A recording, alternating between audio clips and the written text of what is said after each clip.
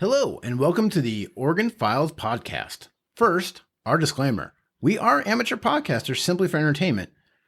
If we misquoted or offend, it was not on purpose to do so.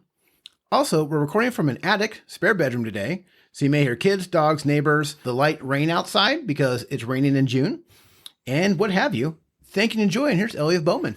Thanks, Mark. I also would like to mention our new sponsor. Yes! If I don't sound excited, I am super excited inside to have this guy aboard. It is Fraser Barbershop, located here in Roseburg, Oregon. You can find them on Southeast Jackson Street. He has low prices because he does not believe you have to choose between a haircut or a full tank of gas. Call and make your appointment today at 541-637-0649. Again, that's Fraser's Barbershop here in Roseburg, Oregon on Southeast Jackson Street. And he just gives amazing haircuts. I tell this joke. I go in with the expectation of leaving that my wife will kiss me again because he gives a great beard trim as well. So book your appointment, give him a call. Again, just Fraser's Barbershop. Really appreciate him jumping on board with our podcast. So yes, welcome to the Oregon Files podcast. That's awesome.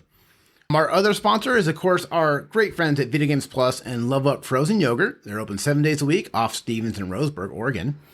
Love Up Frozen Yogurt has new flavors every month. Some are dairy-free and over 50 toppings. They also have the video game side where you can get new and used video games. You can trade in your old ones. There's also disc golf. Just a great group of people. Video Games Plus and Love Up Frozen Yogurt. And here we are. This is episode 20. Episode 20. I love it. Not only episode 20, but a year has gone by since we recorded our first episode. It's our 1 year anniversary. Our 1 year anniversary. What's the anniversary for 1 year? It's 1,000 downloads. So that's up to you, people. You can give us the anniversary gift. I love it. Favorite moment from the past year. The interviews blew my mind. There wasn't a bad one. Everyone we interviewed was amazing. I still love, Doug Pichelle was amazing. Rap and Rollin' was great. Yeah. Dawn and Jenna. And Jenna was, what their story was, I just wish that got out more. I think if there's one most important podcast, I think that was the one that needed to get out. If I had to pick the craziest thing though, the one thing in the interviews, but it was the Odessa. We talked about New Odessa, and then it became, in the news with Russian. Never heard of the city before, and next thing you know, it's over the news. So, how about you? The interviews for sure. Talking with Doug and Darcy and Kyle and Dawn. I don't know. I feel like uncovering all these stories and all these characters, if we never did this, not knowing any of their stories, has been kind of like the coolest part, finding about all these Oregon characters. I don't know if I can pick one. The One-Eyed Charlie with the stagecoach was really kind of cool. Yes. The eugenics, remind me of her name. Bettina, that one's really cool. I just think the whole finding, characters that have either been in Roseburg or been in Oregon or Pacific Northwest has been amazing, and just doing this for 20 episodes has just been awesome. So, in a lot of these stories we get, I don't know if our listeners know or not, there's the Douglas County Museum of Natural History has a little archive room, and you got a schedule to kind of go in there. It's not like, show up when you feel like it. So a lot of these stories are just in printed material from 80, 100 years ago, right, that aren't out there. So that's why when we're researching for these stories, we're finding these crazy stories that are true that eventually, they could be lost in a fire. They could be, so it's just fun. It's fun to gather this information. It is. And it's stories from other people doing research too. Yes. So it's a lot of, people kind of doing the legwork, 80 years ago, and then a lot of those stories still carrying forth to today for us, kind of keeping the history of Oregon and keeping those characters alive. And, hopefully that continues forward. So, look, the Applegate one, remember the Applegate's not published anywhere online. Right. So when we found it, we just took photocopies of our phone about his letters back and forth with the United States government when those, some Native Americans were murdered. Yeah. And China Sam. Oh, that was written in a news story. Yeah. And, finding out about his life, and just been good. Just been great. I love it. Yeah. Well, today we're going to cover, we've done some Bigfoot a couple times. We love Bigfoot. In fact, I'm actually drinking out of my Oregon Bigfoot mug that Elle can vouch for and drinking coffee. So today we're going to cover other legendary monsters of Oregon. And I got some doozies for you.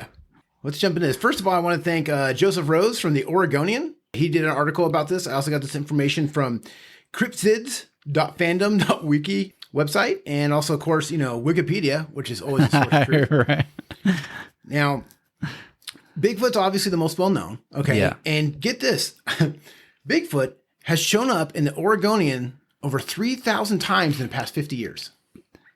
Just as sightings or articles or just whatever. But Classifieds. 3,000 times classified. Seeking Bigfoot. Yeah. Lonely Mountain Man. Was a misconnections. Bigfoot. Oh, that's perfect. Lonely Mountain. You were a lost walker. I was that smell. I saw you across the riverbank. Yeah. I love it. I gotta love Bigfoot stories. Okay, so first, now here's the deal. Most of these, I'm going to be honest with you up front, we have a lot of lake or water animals, like your Loch Ness Monster type of things. Well, Oregon's got a lot of rivers and lakes. It's got a lot of them. Yeah. Yeah. It knows what it's doing. It knows what it's doing. Okay, so the first one I'm going to do is called Cadborosaurus. Say it again. Cadborosaurus. Cadborosaurus. Of course, there's a big monster truck driving by my house right now. So it's a dinosaur? Yeah, exactly. It's classified as a dinosaur. Cadborosaurus, or Caddy is his nickname. That's his nickname. I kid you not. This ocean serpent is thought to swim on the Pacific coast, and a famous photo from 1937 supposedly shows the carcass of a Cadborosaurus that was retrieved from the stomach of a sperm whale. I saw the photo, and it's really interesting because if it's not, the photo is crazy because it shows a giant long carcass that looked like a giant anaconda snake. So it's a creepy. Here's the description. So this is okay. Yeah. Here's the crazy part is when I was doing the research for this stuff here for these monsters, I like two sources. I can't just go against one guy who saw something in the mountains and that he created a monster. No, I want Native American. Give me some good Native American lore. I want some history. Yeah. I want more than one sighting. Right. So here we go. First Nation accounts. A native image that fits Caddy's description has been traditionally used throughout Alaska down to San Francisco from Native American tribes. And actually in the Vancouver, so this thing called Caddy moves north of Vancouver when the waters are warm. And the Inuit of Alaska have even put the picture on their canoes to keep the creature away. So, well, I'm sold. Right? So you're painting this giant thing on the side of your canoe to scare it away. So it's a giant snake? It's a giant snake-like thing, yep. What would you do if you saw that, Mark? Here's the deal. I don't get in the ocean like that, What if you were just in the river? I'm hoping it's friendly. I think it's probably not. I'm probably going to look like the most delicious thing to it. It's like, man, that guy's going to taste sweet and delicious. This guy eats a lot of gummy bears is what the thing's going to say. He's had a couple names. Obviously, different tribes had different names for it. Going up and down the Oregon coast, up to even all the way from Alaska down to San Francisco, all kinds of different names. There have been more than 300 claimed sightings during the past 200 years. What? All over the place. Deep Cove, Island View Beach, Cadboro Bay. Sightings of it just swimming or popping up? It's always right on it's on the coast, that kind of stuff. It just kind of swims around. But how do they know? Like, that's Caddy. Oh, he's going for a swim. It's the length, and it's kind of like a long, skinny thing. So it's just distinguished. It's just yeah. It's a Loch Ness monster with a long neck. Now the two most famous sightings: 1968, Augustus W. Hegland claims to have caught a baby caddy near Deer Couche Island, but he returned it to the water because he didn't have a tag for it. Which gets even better because then in 1991, he did things right. Right in July on Johns Island on the San Juan Islands, Phyllis Harsh claims to have caught a small 2-foot baby caddy and returned it to the water as well because it didn't have a tag for it. So, well, I guess if you didn't know what it was, you could throw it back in the ocean, right? But if you're catching something, I mean, if you're fishing for like salmon or trout, and then you catch a baby caddy, a giant snake, or a little, like, wouldn't you do a little more investigating? Like, I guess there wasn't really phones and or a camera. Well, 1991. I mean, you would. I mean, if I was a fisherman, I'd have the camera with me. Whenever I leave the house, I have the camera with me. Right. You don't know what you're going to see out in the world. Right. Right. I agree. I mean, I love that both times people captured it, they let it go back. Right.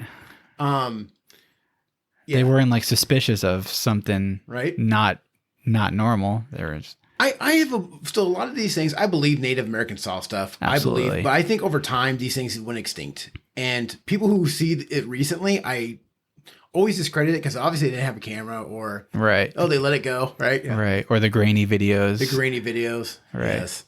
Good stuff. So anyways, that's Caddy. Next one we have, and this is one of my favorites. I have 2 favorites on this list, and this is one of them. Bat Squatch. I already know what it is. Yeah. Yep. The Bat Squatch is a flying cryptid that was allegedly seen near Mount St. Helens in the 1980s. This is a newer one. It resembles a flying primate Oh my gosh. similar to the Ahul and the Orangbati of Southeast Asia. Bless you. A witness allegedly took several pictures of the creature. However, these pictures have not yet been analyzed and thus cannot provide the creature's existence. How much it hasn't been analyzed. You know they're fake at that point. Now, a possible second sighting was reported in 2009 near Mount Shasta in California. So I love that the Bat Squatch goes from Mount Hood to Mount Shasta. Okay. Yeah. So he's got good range. Migrates. He migrates. So it's a flying monkey. Yeah. Several. So from Wizard of Oz? I hope he's got the little hat and everything. He's got Yeah.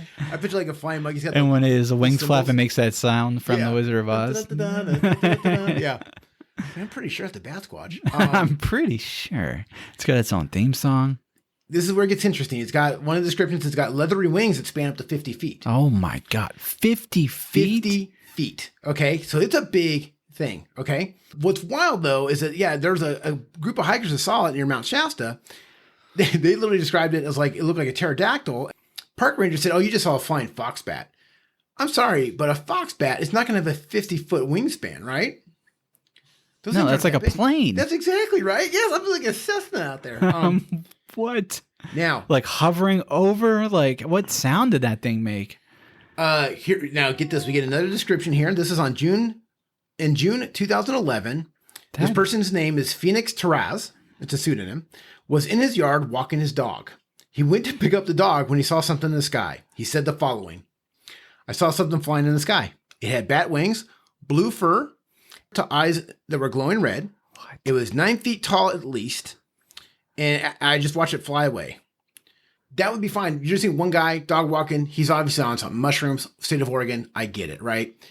Now, here's the crazy part is, on April 14th, same year, Archbishop Hoban High School in Akron, Ohio, in a second period Spanish class, actually spotted this exact creature to that detail flying around outside the classroom. The class claims it's about 9 feet tall and had the same wingspan, and the entire classroom and the teacher saw it. Isn't this kind of like Mothman though? Well, I love that he goes from Ohio. He goes from Oregon to Ohio. Yeah. Like he's just, He's just picking different vacation I don't spots. think it's the same guy, even though, it's like one of those mistaken identity things. But I just think now we have the same creature spotted in 2 different parts of the country, though. Right? Do you believe this? When you have more than one eyewitness, I want to know what you saw. When you have a whole classroom see it, Yeah. okay, and You can't call those kids a liar. I think there's a creature out there because you're right, it ties into Jersey Devil, ties into so many other things, that same description, kind of. It just sounds like Mothman too, It does. Yep. which is West Virginia, right? Yep. Oh man, until I see stuff like this myself, it's just I agree. Yeah. No, I'm with you on this one. This could be interesting. I just love Bat Squatch, though. But Yeah, it's a great he's name. a newer one. right. And it's not Sasquatch; it's Bat Squatch. Bat Squatch. Couldn't even get its own name. I know he's not happy with his name. Right. Because I'm the Jersey Devil. Right. And I wonder if they ever hear like they're being called monsters, and they're like, "We're not monsters. That's You right. guys are the monsters." Exactly. You You know? hunted us to extinction. We're Right. scared. Yeah. You're the monster. See what you do to the I environment? just want to go to the grocery store. Bigfoot's walking in the forest. He sees like an empty Pepsi can or something. He's, like, Right. he's so sad. This is that single tear. Right. Next on our list, Colossal Claude. Oh gosh, Claude. Yep. Colossal Claude. First seen in 1934 at the mouth of the Columbia River near Astoria by a group of sailors. So these sailors actually manned the lighthouse. So you have a whole group of them. They actually watched it for a couple hours through binoculars and watched it come up in the shore and take off. It was described as being 40 feet long with a snake-like appearance, horse-like head, What? barnacle ridges, and a long tail, and eyes that appeared evil. Now, Well, that's not nice. It could have been friendly. If he was out there for like 3 hours just fishing. I love the evil eyes too. I love Right. like every time you see like those eyes Is are it evil. right? You think Is that like demon eyes. like this poor animal's like practicing Satanism or something. Like Right. I don't trust those eyes. Right. But the horse head. The horse like hit is weird. Okay? That sounds like the creepiest part. So do you think that the Cadborosaurus and the Colossal Claude, Yeah, be relatives. cousins? Yeah, Yeah, they're they relatives. they have to be. it's the same guy that's getting misidentified? Now, Right. I will give you this gets interesting with Colossal Claude though. Okay. Yeah. Over the next 30 years, Claude was seen and reported numerous times in the Columbia River by both locals, sailors, and visitors.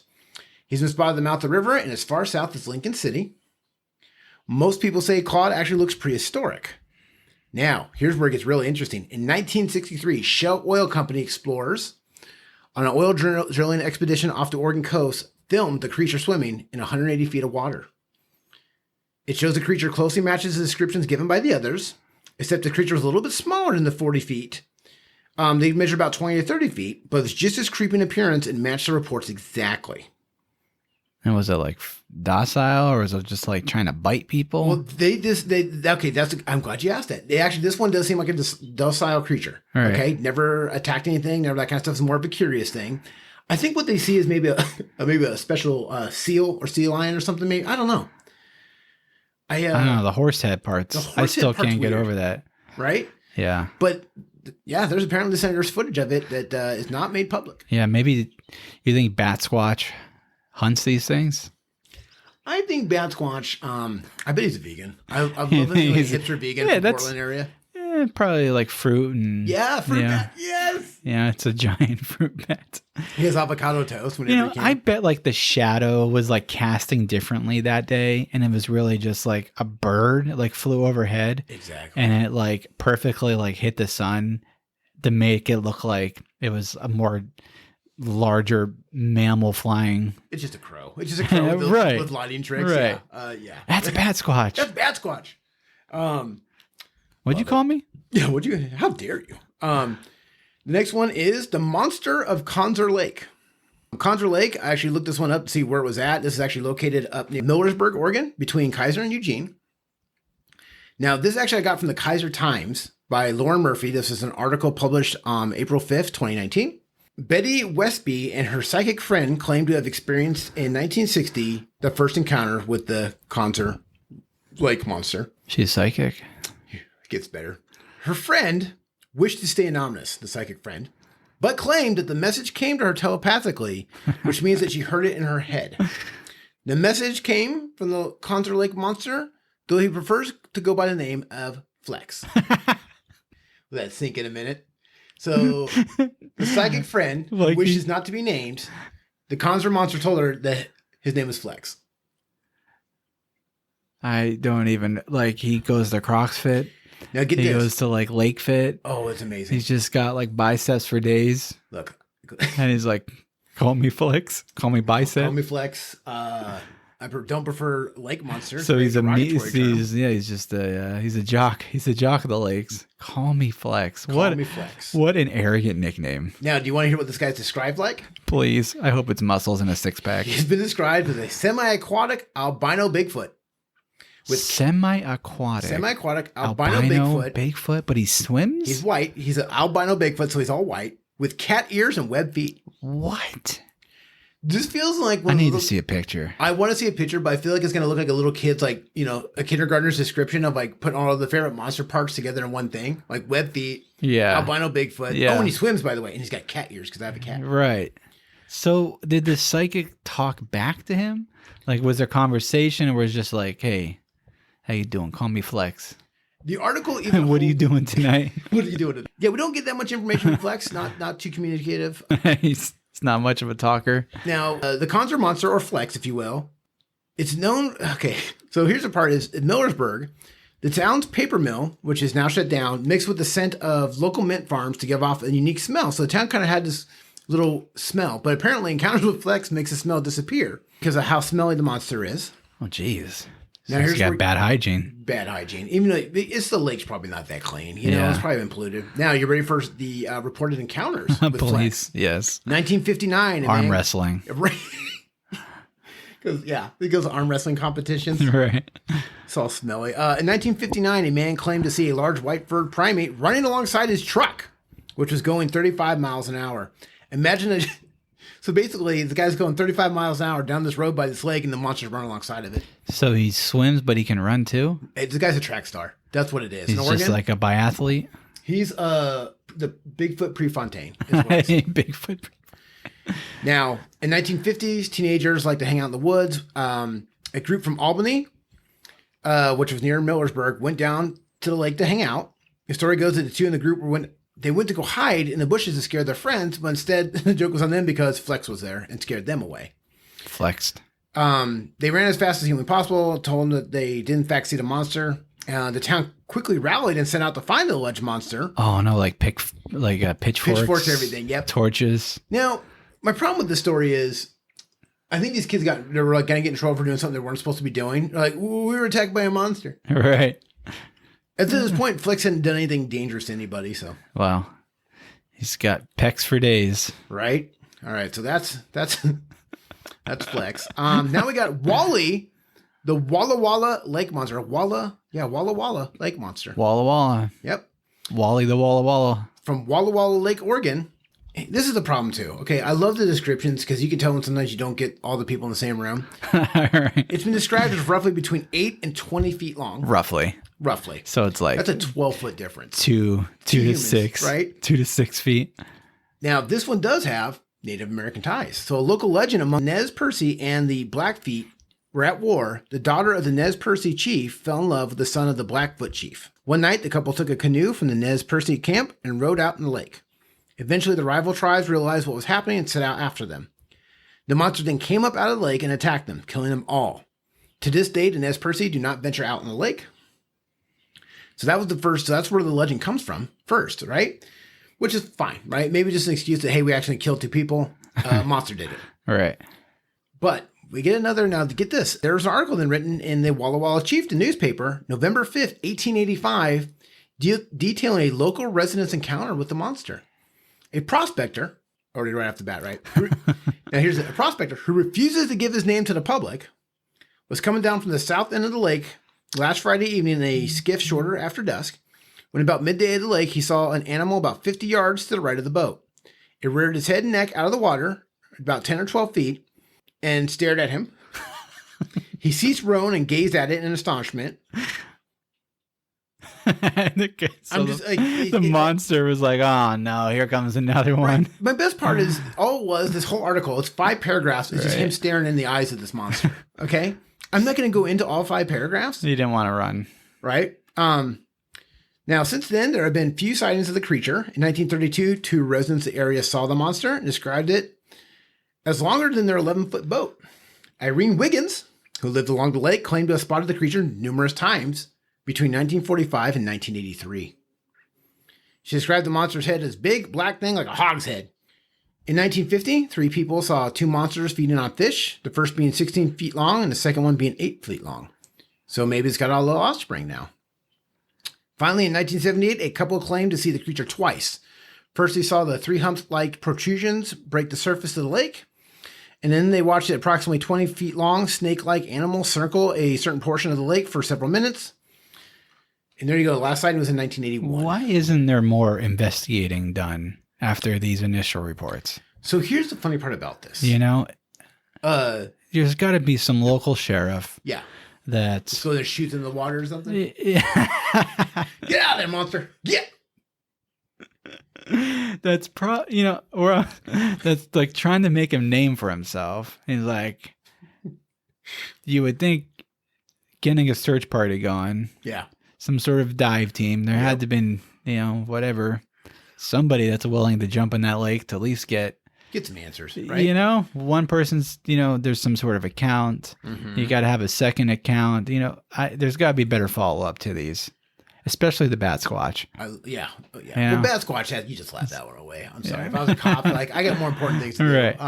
Now, Walla Walla Lake is actually eastern corner of Oregon, going towards Idaho, and it's more of a ribbon-like lake, which is a lot like the Loch Ness Lake. Mm-hmm. So I've watched a lot of videos, that kind of stuff on Loch Ness. And what they found about Loch Ness is, you're right, talk about research, trying to find out. A lot of these lakes are very murky, have a lot of sediment at the bottom, okay? Now, Loch Ness, when they finally started to explore, they actually put a submersible machine in there. It's a lot deeper than they thought. And when they were going down, trying to find out, the visibility is nothing. You can't see anything, okay, because of how murky and how much stuff's in there. But what they'd use like radar and that kind of stuff down there. Found out there's a bunch of caves in Loch Ness, down way underneath the water surface. And they even found that there's some of those caves connect to other lakes. And you're going to have that, I think, with a lot of, especially Walla Walla Lake, with it being a long ribbon-like, lake. Or they could just be really good about hiding themselves. Exactly, yeah. In the dark waters like that, for sure. The next one we got is the Devil's Lake Monster. Oh, I don't like the sound of that one. What do you call it, Devil's Lake? So his eyes are evil.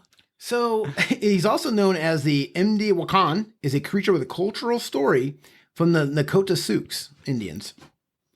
It's a giant squid-like monster that sinks ships that travel on Devil's Lake in Lincoln County, Oregon. The Kraken. It's a Kraken. In 1950, the beast was allegedly found and for some reason was really hairy. Wait, what? That's not Flex? That's exactly how he could be Flex again. If he's white, then we know it's him. But now here's the funny part is the only documentation I have, the detailed documentation of the Devil's Lake Monster, I had to find in a book called Oregon's Ghosts and Monsters by Mike Helm. And it's only 2 paragraphs. And I'm going to read it to you because this is exactly from the Native American story. Okay.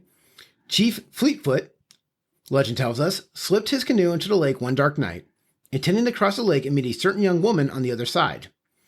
Moonbeams glittered as the canoe slipped across the water. Suddenly, huge fingers, like the tentacles of a giant octopus, rose from the depths of the lake, encircled the canoe, and pulled the screaming chief beneath the surface. What? The Indians, hoping to pacify the monster so they could use the lake without fear, held a feast on the lakeshore and dedicated it to the monster. Drums began to beat, and the Indians chanted louder and louder. Suddenly, a hideous head burst from the lake. A sacrifice was made, and the monster returned to the depths. Today, Lincoln County residents will tell you there is still a monster in Devil's Lake. In recent years, it's been described as a 20-foot-long catfish, a floating log covered with algae, or just algae stirred up at night by the wind. Wow. So, man, it's either a monster, a log, or catfish, or some algae. Yep. It's amazing. I mean, you got some opposite ends of the spectrum there. I love that. Okay. I love that they lost it. Here's the deal. If I had a bad chief and I wanted him to disappear. Yeah. And I couldn't just flat out kill him. I would get with some other part of my tribe and say, hey, look, if we put the conspiracy. chief in, he dies. Let's say a giant creature killed him in the lake, right? All right. Eat him whole. They'll never find the body. Then we can do a celebration afterwards. Right. We can do a party. We can convince others that there's something out there. Right. And then what's this? I mean, the sacrifice. Okay. I love that this glosses over the sacrifice. Right. Is it did you give it Are a we rabbit talking about pelt? like a lamb? Did you give it a virgin? Right. There's so many things you give as a sacrifice. Did you give it some beads? What's going to make this thing happy? Yeah, the kid that's always misbehaving in the tribal camp. Yes. Oh, I love it. Okay, so that was the Devil's Lake Monster. We're getting down to our final 3 here. Next we have Amhuluk.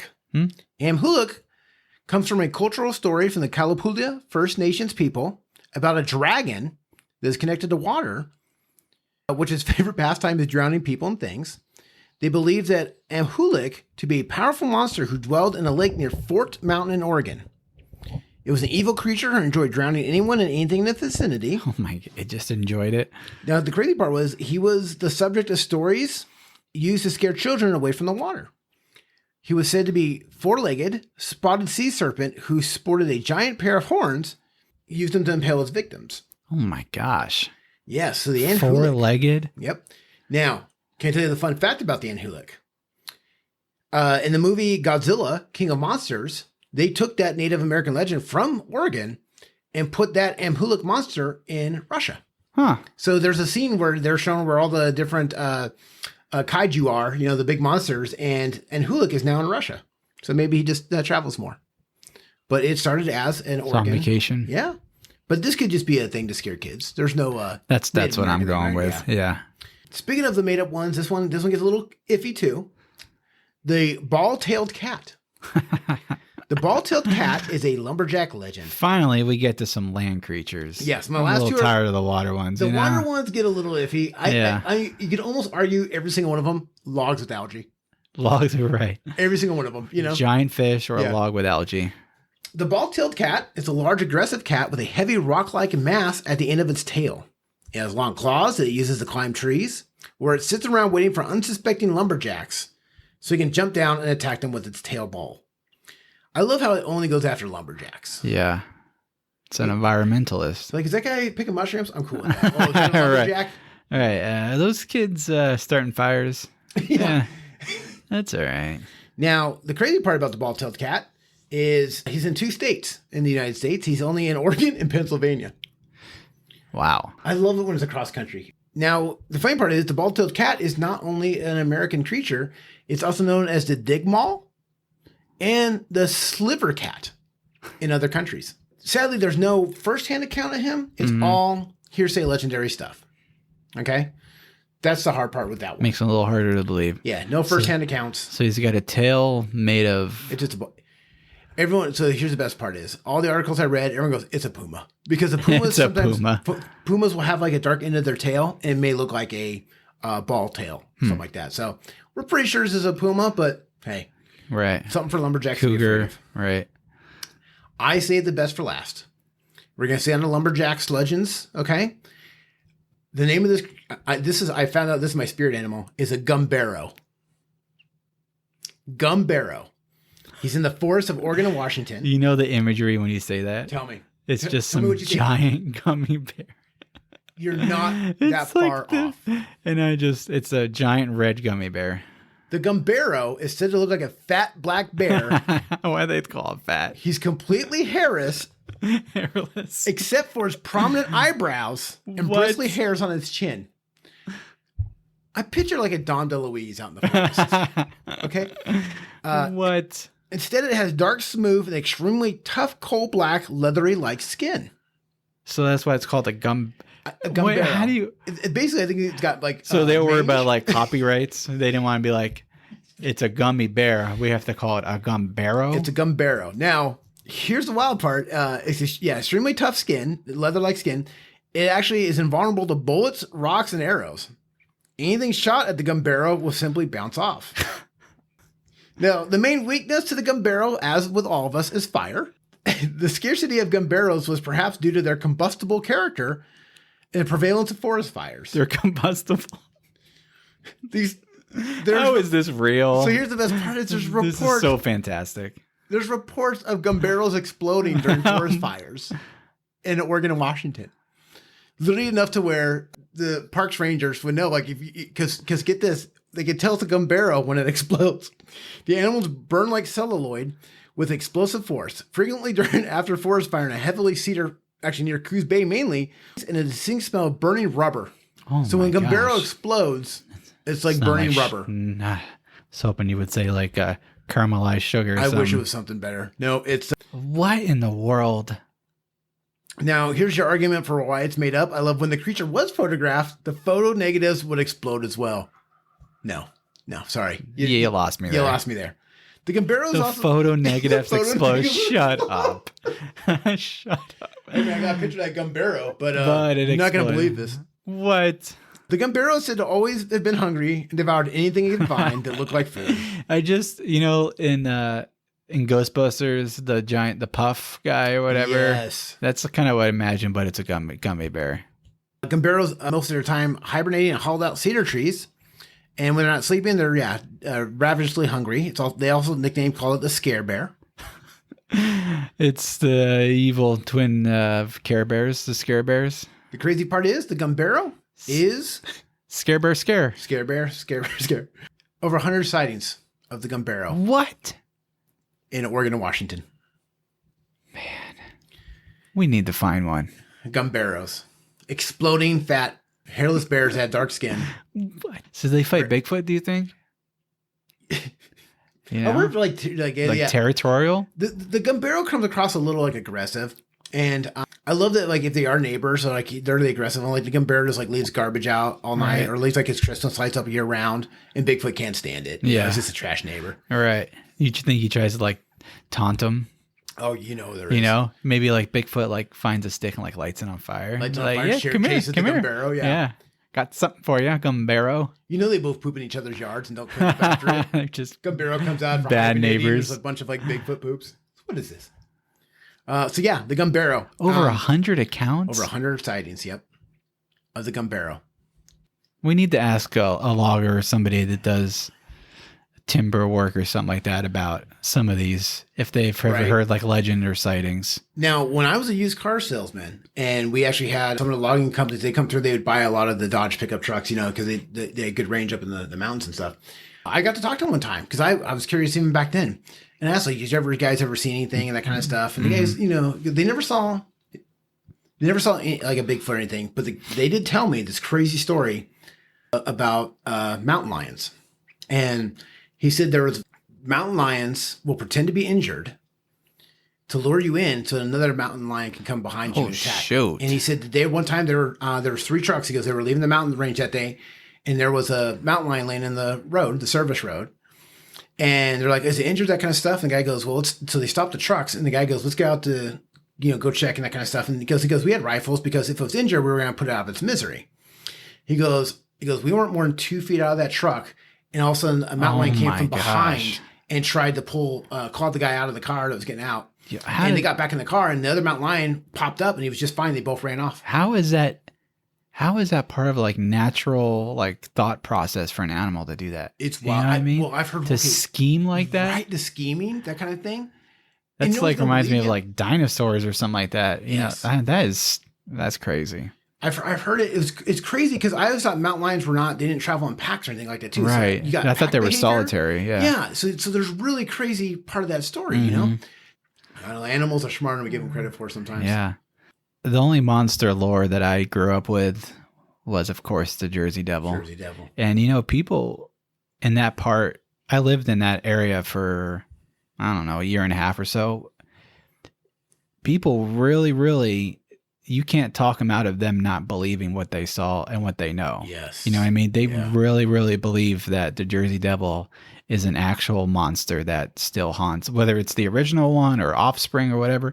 People will, tell you till they're blue in their face that either they've been out, like riding motorcycles or dirt bikes or something and then seen it, running alongside of it or jumping on the roofs or cars, and leaving like the footprints or whatever. Like, I don't know. I mean, that whole thing is, I guess it's like the version of Bigfoot here, the Jersey Devil there, but same kind of like super fascinating. That's got to be one of the oldest Jersey origin of folklore of monsters and stuff. But definitely a United States original monster though. Yeah. The Jersey Devil for sure. Slow G. My dad, who lives in San Diego, he lives in a retirement community, and it's not like it's in the middle of desert. San Diego is a pretty big area. They live kind of like on the outskirts of San Diego, but they had a dog. They sent it out to go potty, Yeah. And the crazy part was the dog, it didn't ever want to use the doggy door. They always had to like walk it. Okay. So they finally got the dog to be able to go use the doggy door. Sends the dog out to use the doggy door. It gets killed by a coyote. What? In the middle of a retirement park. Gets killed by a coyote. And there's houses everywhere. So where the heck was that coyote? Yes. You know what I mean? Like, did he Uber there? Right? It was a wily coyote. I mean, it's just a crazy, like, the fact that he hid so well in the neighborhood and then was able their houses are surrounded. There's a house behind them, house to the right. Like, you know what I mean? There's like fences, like how did that coyote, but it was just kind of, it's sad, but crazy at the same because like the dog was like, it knew or it didn't want to use the doggy door forever. Yeah. And then finally they were able to train it, go out, use the doggy door. His little name was Patty. Patty goes use the doggy door. And then Patty goes use the doggy door and coyote was waiting. That's crazy. Ate it. That's crazy. Right? Wild. So that's my story about coyotes. Good stories. I love it. Yes. Thanks, Mark. What's next for us? What do we got? What's next? Well, being as we're both fathers. Mm-hmm. We're both proud papas. Both proud. And we both have papas. Well, R.I.P. to your papa. That's right, yeah. Father's Day is right around the corner. So a little brief history on Father's Day. Yes, please. If we could. Father's Day was actually, I wouldn't say the word invented. Father's Day was initiated after Mother's Day, and the actual first known Father's Day service occurred in Fairmount, West Virginia. Before I start, I found a lot of this info on Almanac. I always want to say Almanac, but it's Almanac. Almanac.com. Okay. The first Father's Day service occurred in Fairmount, West Virginia on July 5th, 1908. Basically after hundreds of men died in the worst mining accident in U.S. history. Okay. Grace Golden Clayton. She was a daughter of a dedicated minister. Okay. She proposed a service to honor all the fathers, especially those that had died.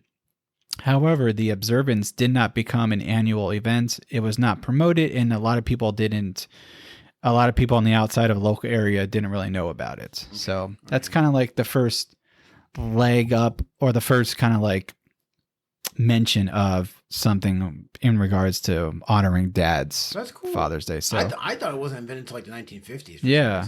Well, we'll get to that here. Okay. So in 1909, so a year later, somebody named of Sonora Smart Dodd, she's actually was in Spokane, Washington. Okay.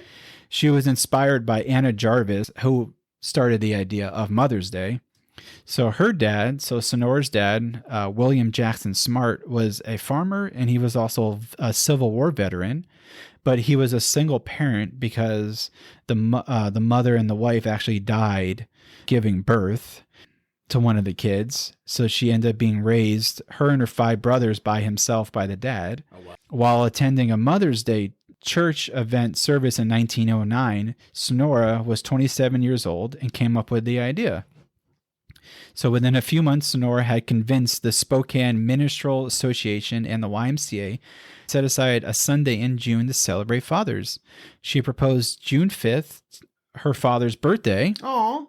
But the ministers chose the 3rd Sunday in June so they would have more time after Mother's Day. Oh, that's cool. To prepare their sermons. So on June 19th, 1910, the first Father's Day events commenced.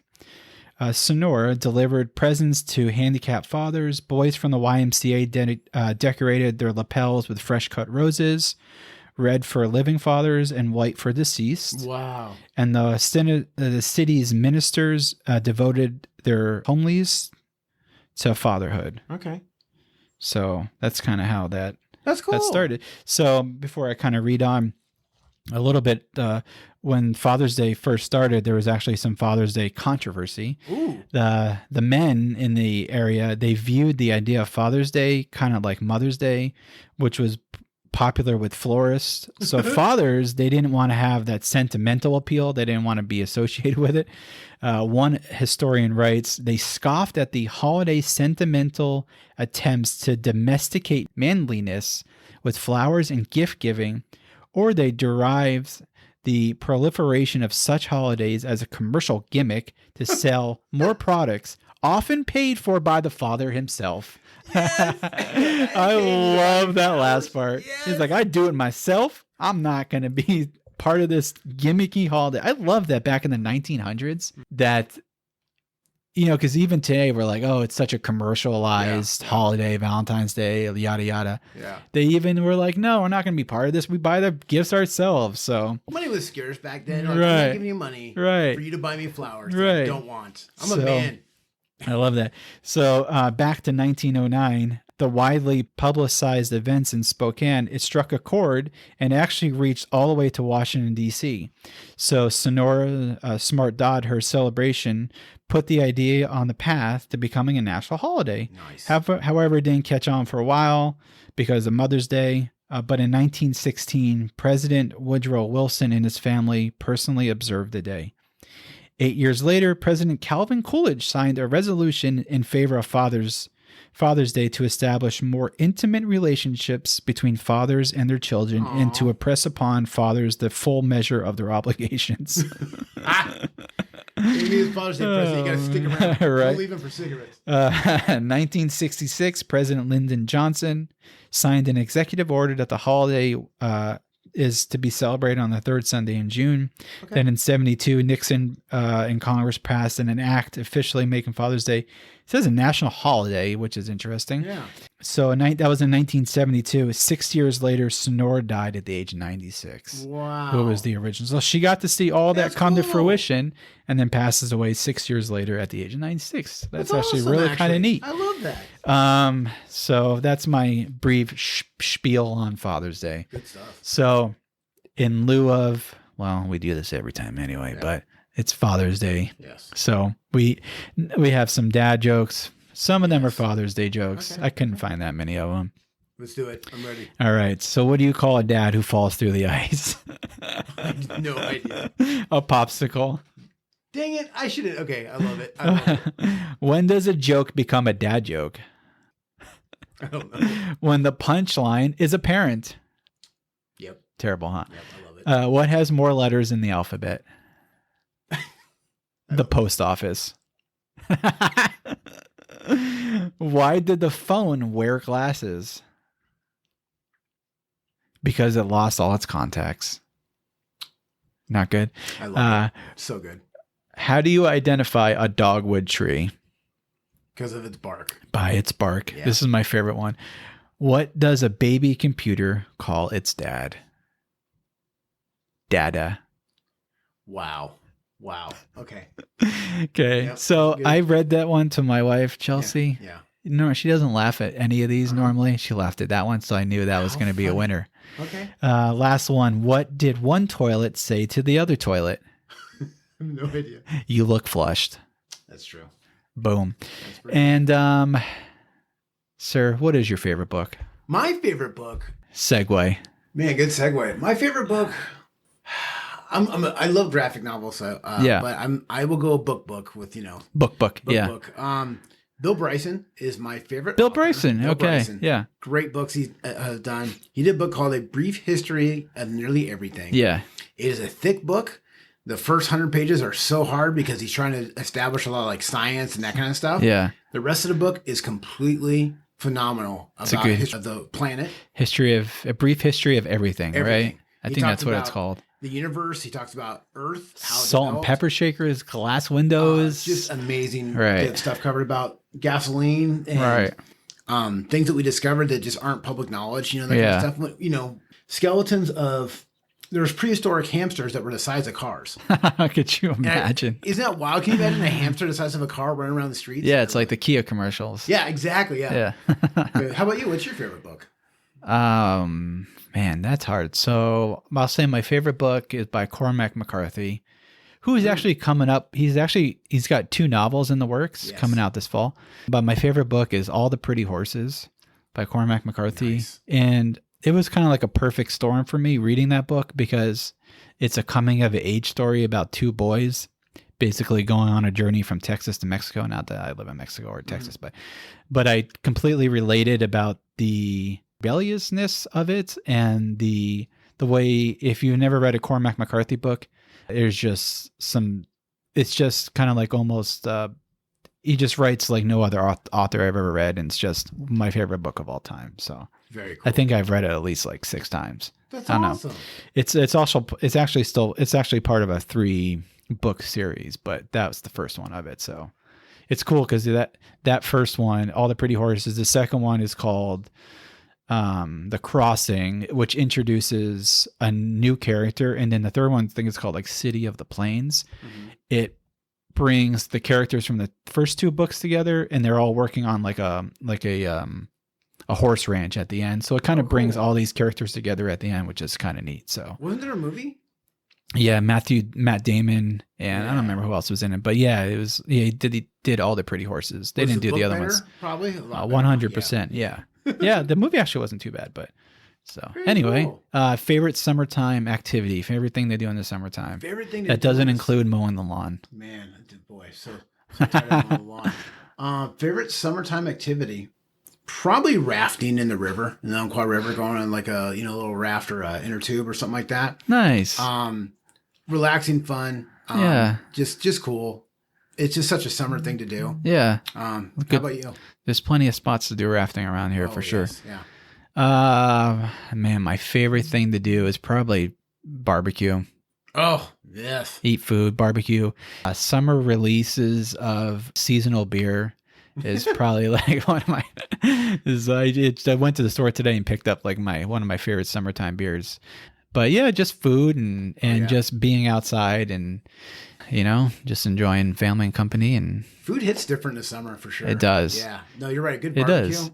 And it's like seasonal too. Yeah. You can barbecue in the winter too or whatever, but there's just something about outside, and that sort of social gathering is always great in the summertime. So yeah. No, that's a good one. Anyway, well, very cool. All right. Well, I hope we covered some good stuff today. Oregon Monsters and Father's Day and Gun Barrow and the Bat Squatch. I hope Bat Squatch, yeah, and just a bunch of logs floated. I hope if you guys listen to this, I hope you do your own little side research too of some of these characters too. So yeah, it's very fascinating. You find all kinds of weird stuff. I know we're on YouTube. And you can always reach out to us for any questions, sponsorship at the Oregon Files Podcast at yahoo.com. Mm-hmm. Where else can they reach us out? We can find us on Instagram, Oregon Files Podcast, Facebook, the Oregon Files Podcast. Listen to us on Apple Podcast products, Alexa, Google, Spotify, Stitcher, basically wherever you get your podcasts. Check us out, listen, subscribe, rate, tell your friends, neighbors, family. Even if your relatives don't know what a podcast is, just tell them anyway. But yeah, again, just appreciate the constant comments and everyone just, being positive towards it. It's really cool. So thank you so much. And hopefully we'll have another more 20 episodes for a year from now or whatever. So all right. Thanks so much, Teresa.